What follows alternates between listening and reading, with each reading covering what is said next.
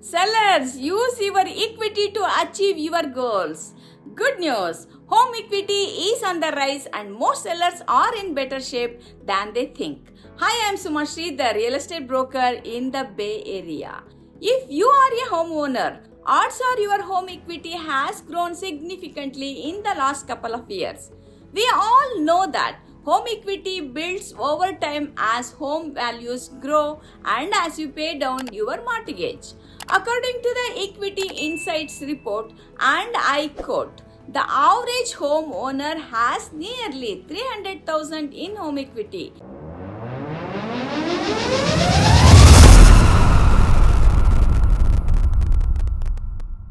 Understanding how home equity works and how to leverage it is important for any homeowner. If your current space no longer fits your needs, it might be time to think about moving to a larger home and utilizing your home equity as a down payment. You would be surprised how leveraging your equity can change your affordability that you didn't think you had. Your equity can be a game changer for reinvesting in your needs and pursuing your goals. This is why it is important to understand your current home value.